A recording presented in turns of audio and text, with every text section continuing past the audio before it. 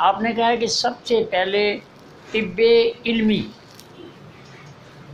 پہلے طب کا علم حاصل کرو، جس کو کتابی علم آپ کہیں گے، ٹھیک ہے جی، استاد سے پڑھنے والا علم، ٹھیک ہے۔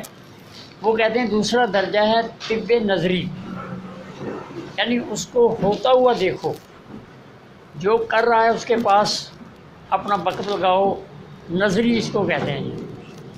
وہ کہتے ہیں کہ تیسرا علم کا جو درجہ ہے وہ ہے اکتسابی، یعنی پھر خود کریں۔ اور پھر وہ کہتے ہیں کہ ایک درجہ اور ہے، وہ ہے علم وہبی۔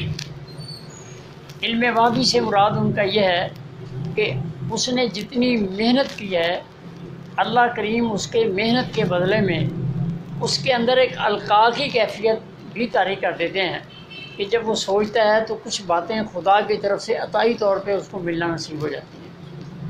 جو شخص پہلا دروازہ کسی مکان کا پاس نہ کرے، وہ اگلے دروازوں میں سے کیسے گزرے گا؟ تو پہلے طب علمی ہے، پھر نظری ہے، پھر اکتسابی ہے، اور پھر وہبی ہے۔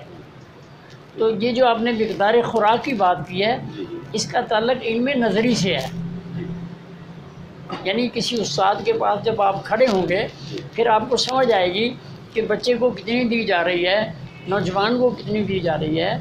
اور کبھی ایسا ہوتا ہے، کتابوں میں یہ بات لکھی ہوئی ہے کہ ایک مریض کو 3 ہی خوراکیں دینی دن میں کافی نہیں ہوتی، بلکہ اسے کبھی کبھی آدھا گھنٹہ 15 منٹ بعد بھی دوائی دینی پڑتی ہے۔